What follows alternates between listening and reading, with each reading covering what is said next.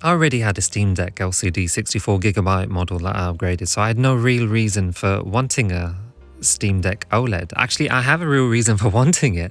I don't have a real reason for getting it. I'm talking in the past tense because I did actually go out and purchase one, and my word, it is just amazing. It's the screen, the OLED screen. The colors just pop in, the blacks are absolutely crisp.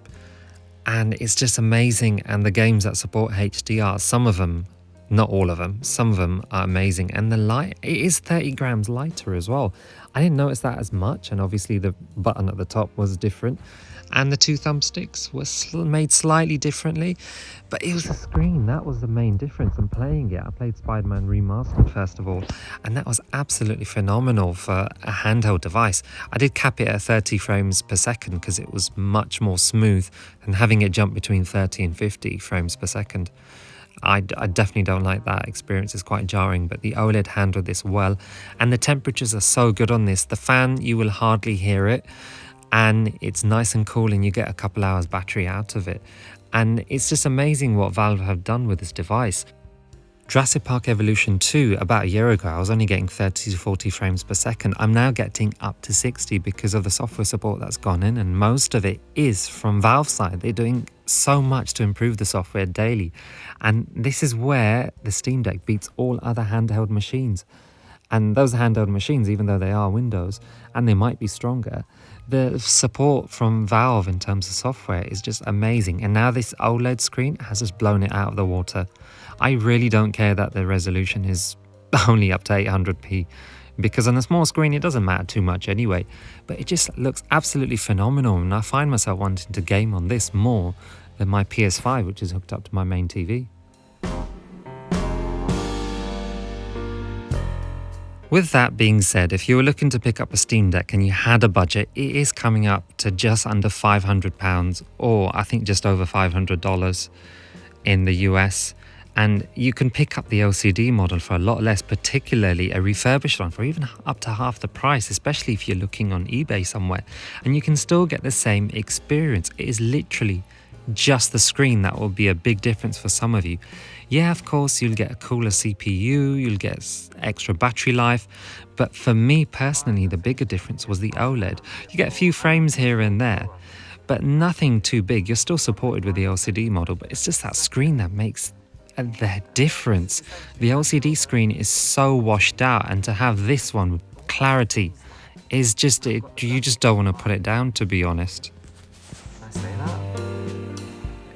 I'm not going to lie, there are moments where I want a more powerful device. Particularly, as I was saying with Spider-Man 2, I've got it at 30 frames per second. I've played it at 60 frames per second on a lot higher settings on my PS5, the remastered version. When you switch back to the console version, you then see how much weaker the Steam Deck is. Still, if you've got a handheld, particularly like the Nintendo Switch, and you're used to 30 frames per second on games which are arguably a lot worse looking, then the Steam Deck is miles superior. And you should be able to appreciate that. After all, graphics is in the eye of the beholder, really. And the first thing you should be doing with the games console is just having fun with it. But sometimes it does mar the experience when I jump back and forth. Spider-Man's an example I mentioned. Jurassic Park Evolution 2 I also have on the PS5. And I just jump back and forth and I think, oh, yeah, that's where the Steam Deck is weaker. Admittedly, I have more PS4 era titles such as Injustice 2, and they arguably run a lot better on the Steam Deck than they did ever on my console when I played it back in the day. And they're such a joy to play, and the graphics still hold up quite well. I feel if you're going for the PS4 era, the PS3 era, then you'd be absolutely fine with the Steam Deck. As we enter the PS5 territory, that's where it becomes a little bit tricky. Although support can only get you so far, Valve will have to actually do something for the Steam Deck too and make it superior. Whether it comes out next year, as they're saying, or the year after, we'll just have to wait and see. But for now, this is a very, very good option for those who want a game on the go. You get a generous amount of storage on this, 512 gigabytes. I didn't actually upgrade this version. Originally with my LCD model, I had the 64 gigabytes and I had to upgrade that, and I popped a terabyte in it. If you have a micro SD card with this, then you don't notice it as much, and the games I have tend not to be too big. I tend to avoid putting games on that are over 100 gigabytes, maybe like one or two. But other than that, space hasn't been an issue for me, to be honest. In the last few months or so, I have actually had a PlayStation Portal as well. Because of my situation that I have, I can't always use the TV as with most people, so I've ended up gaming on that. And there's sometimes where I'm going back and forth, and obviously the PlayStation Portal, can't really compare it. It's a streaming device with a lot of compression, to be honest.